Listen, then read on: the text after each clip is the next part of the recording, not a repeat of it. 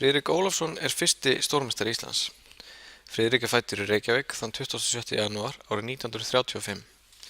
Hann vakti snemma athygli fyrir skákhæfileika sína og varð Norðurlandameistari í skák einungis 15 ára gamall árið 1950. 2 árum síðar varð hann svo Íslandsmeistari í skák. Það má segja að Friðrik hafi fyrst vakið athygli á heimsvísu þegar hann skipti efsta sætinu á stórmótinu í Hastings árið 1955 ásamt Viktori Korsnoj. Friðrik tók svo þátt í millisvæðamótinu í Portoroz árið 1958 þar sem honum tókst með frábærum árangri að vinna sér þátttökurétt í áskorandakeppninni og verða leið útnefndur stórmeistari. Friðrik hefur oft teflt fyrir Íslands hönd og jafnan staðið sig með prýði. Á Ólympíumótinu í Varna árið 1962 náði hann til að mynda bestum árangri fyrstabásmanna ásamt argentíska stórmeistaranum Miguel Najdorf með 14 vinninga af 18 mögulegum. Friðrik sinnti starfi forseta Alþjóðaskáksambandsins FIDE á árunum 1978 til 1982. Hann hefur alltaf þótt mikill heiðursmaður og hann nýtur mikillar virðingar innan skákheimsins bæði hér heima og erlendis. Hann þykir einnig afar góð fyrirmynd við taflborðið. Skákstíl Friðriks má segja að hann sé hugmyndaríkur og djarfur. Hann nýtur sín best þegar hann hefur frumkvæðið og hann þefar uppi alla möguleika á fórnum og fléttum.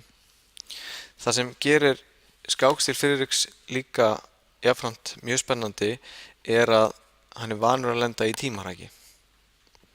Friðrik hefur á farsælum ferli sínum tekist að leggja marga heimsmeistara af velli. Sá þekktasti þeirra er vafalaust Bobby Fischer en Friðrik hefur náð að vinna hann 2 sinnum. Við ætlum að líta á aðra af þessum sigurskákum og þessi sigurskák var tefld á millisvæðamótinu í Portoroz árið 1958, eins og ég nefndi áðan. Friðrik hafði hvítt í þessari skák og Fischer svart og þegar þessi skák er tefld þá er Friðrik einungis 23 ára gamall en Fischer töluvert yngri, fæddur 1943, svo hann er 15 ára gamall þegar þessi skák er tefld. Og Friðrik hefur skákina á því að leika C4. Friðrik var vanur að leika oft kóngsbyrjunni fram en teldi einnig aðra byrjanir svo sem drottningabæðsbyrjanir og enska leikin eins og hann tefli hér. Hann leik með svo stundum riddara F3 í fyrsta leik þannig að hann hafði svona fjölbreyttan byrjunastíl en hefur þessu skáku að leika C4 og Fischer svaraði þessu með riddara F6 og þá góð riddara C3. Fischer var nú vanur að tefla oft kóngseindverskavörn eða jafnvel grunnfeldsvörn sem hefst á þessum leik hérna G6 þar sem að biskupinn er skáksettur hér en velur í þessari skák að leika E6 og eftir riddara F3 og D5 og D4 og biskup B4 þá kemur upp hérna hálfgerð nimsvæðindiskvörn eða Rákósín afbrigðið í framhaldinu. Hér drepur Friðrik á D5 og leikur þá biskup G5 og hér er komið Rákósín afbrigðið sem einkennist af þessum leik hérna biskup B4.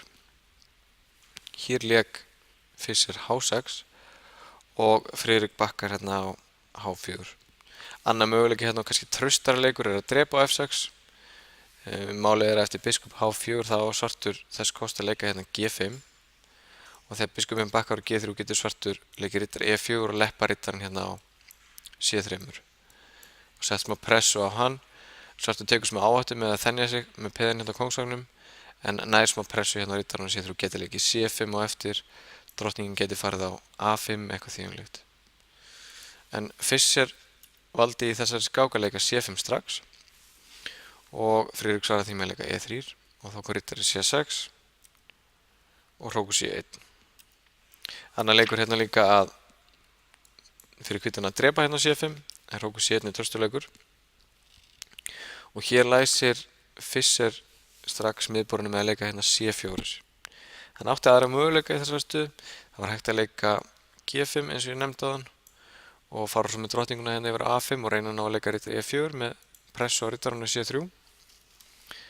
En með þessum leik hérna C4 þá breytir Fischer peðastöðuna aðeins. Hann tekur D3 riddin af hvítaridda biskupi hvíts og þrengir aðeins að hvítum. Hér lék Friðrik biskup E2, kannski nákvæmari leikur að leika riddaranum á D2, halda valdi á E4 og taka riddaranum á C3 úr leppurinni. En biskup E2 er alltaf leið. Nú kom biskup E6 og stutt hrókun hjá báðum og núna þessi leikur riddari D2 eins og ég nefndi áðan Hér ákvað Fischer að hörfa með biskupinn sinn af B4. Hann hefur þjónað sínu hlutverki þar. Riddarinn ekki lengur hér í leppun og Fischer hörfa með biskupinn niður á E7 til þess að taka riddarinn á F6 úr leppuninni. Nú ákveður Friðrik að reyna að brjóta upp peðastöðuna á miðborðinu og það kannski tvíeggja ákvörðun. Friðrik var nú vanur að taka stundum tvíeggjaðar ákvarðanir, taka smá áhættu. Það var eitt af því sem einkenndi hans skákstíl og einkennir. Og hér lék hann peðinu sínu á B3. Og þetta er góður leikur. Þetta býður svörtum upp á að vinna hrókin hérna á C1, þar að segja vinna skiptamun. Í staðinn hvítur að opna miðborðið og fær töluvert spil fyrir mennina sína. Hér kom G5 hjá Fischer. Hugsanlega var þessi leikur óþarfi. Hann hefði hugsanlega getað leikið biskupnum á A3 strax og reynt að eltast við hrókin á C1, en byrjar á þessum G5 leik. Biskupinn hörfar hérna á G3 og þá kom biskup A3 sem hótar hróknum. Og hér getur auðvitað hrókurinn farið hérna á C2 eins og Friðrik gerði, en kannski átti Friðrik betri möguleika. Hann hefði hugsanlega getað tekið hérna strax á C4 og gefið hrókinn strax á C1.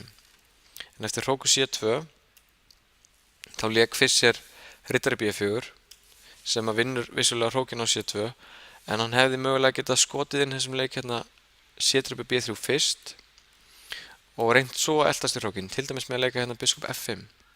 Hugsanlega hefði þetta verið betra framhald fyrir svartan. Því að eftir framhaldið í skákinni, hróku C2 og riddari B4, þá gaf Friðrik skiptamunum á C2 með að drepa hérna á C4.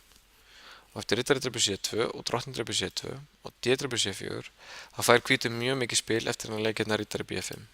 Sjáum að hvítur hóta biskupnum á A3, hann hótar hugsanlega að hoppa hérna niður á C7 og hann að setja smá pressa á þetta C4 peð sem greinilega að fara að falla.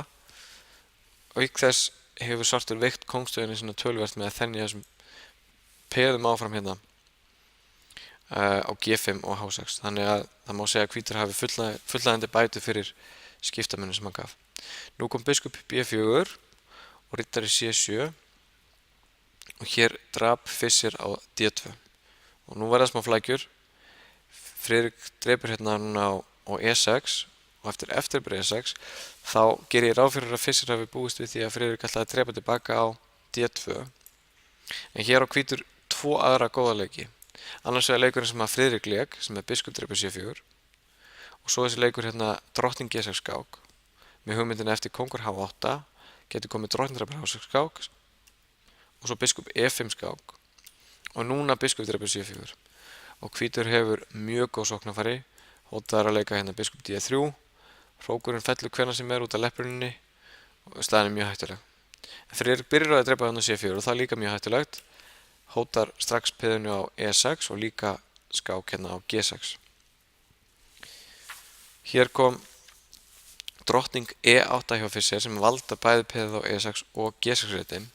Við sjáum að ef svartur reynir að bjarga biskupnum á D2, til dæmis með biskup P4, þá getur hvítur leikið drottning G6 skák og eftir kongur H8 getur komið drottning dreipur H6 skák, riddari H7, biskup E5 skák, hrókur F6 og núna biskup D3 sem að hóta máti hérna á H7, hrókurinn F6 leppur og reynir svartur að valda riddarann á H7 til dæmis með að leika drottning G7. Þá getur hvítur hérna dreipið með skák og þegar svartur dreipið tilbaka þá getur hvítur máta hérna á H7. Þannig að drottning E8 var kannski nauðsynlegur leikur hjá Fischer. Nú kom drottning dreipið D2 og riddari E4. Fischer reynir að létta aðeins á stöðunni með því að eltast við hennan biskup hann á G3. Nú kom drottning D3 og núna riddari dreipur G3 og H dreipur G3.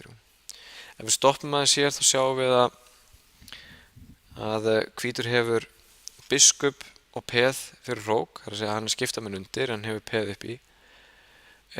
Svarta peðastæðin í kringum kóngin er mjög gloppótt. Sjáum að peðið komið hérna á G5 og peðið komið á H6 og hvíta drottningin stefnir hérna inn fyrir peðakeðuna, auk þessi veikleiki hérna á E6 og hvíti biskupin mjög sterkur. hvíti biskupinn og auk þess mjög öruggan reit hérna á B3 þar sem hann vel valdaður. En það má segja að hvítur hafi mjög góða bætur fyrir skiptamennin sem hann búinn að fórna.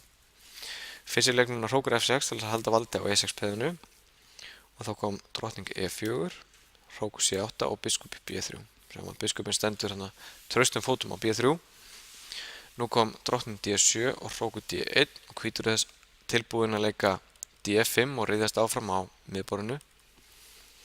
Þá kom hrókur E8 og núna F4. Þetta er kraftmikil tapmarka hjá Friðrik.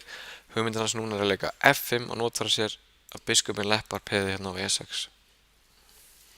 Hér leik svartur drottning H7, reynir að fá drottningar uppskipti og það er ágætis regla að muna það að þegar maður liði undir ætti maður að forðast uppskipti, þannig að Friðrik leikur að sjálfsögðu drottning E5 og hér kom drottning F5 og enn fyrst að leitast eftir uppskiptum og hér áttaði Friðrik sig á því að undir þessum kringumstæðum væri uppskipti orðum hagstæð því ef að svartur drepur hérna á E5 þá getur hvítur drepið tilbaka með peði, skorða veikleikann á E6 og auk þess opnað dílunum fyrir hrókin og þess vegna leikurinn þessum kraftmiklu leik hérna G4.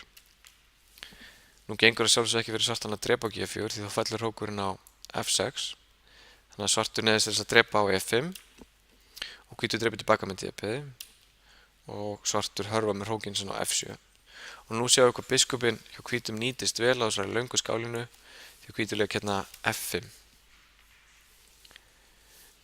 Svartur leikur hrókur C7, svartur vill auðvitað ekki gefa hrókinn á F7 með því að drepa peðið á F5, hrókur D7 og núna kom hrókur D6 sem setur aukna pressu á E6 peðið.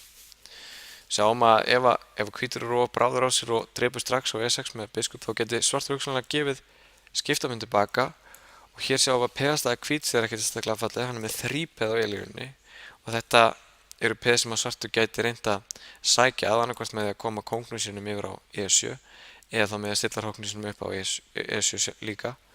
Þannig að hvítur má ekki flýta svo mikið og leikur hrókur D6 sem er góður leikur.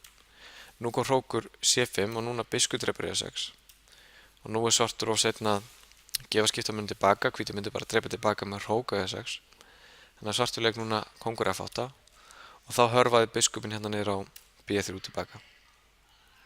Annar góður leikur í þessu stöðu og jafnvel ennþá betur en biskup B3 var að leika biskupnum á D5 því eftir hrókur drepur E5 getur komið E4 og þá sjáum við að biskupinn er mjög traustur hérna á D5 og hann eiginlega truflar samspil svartur hrókana.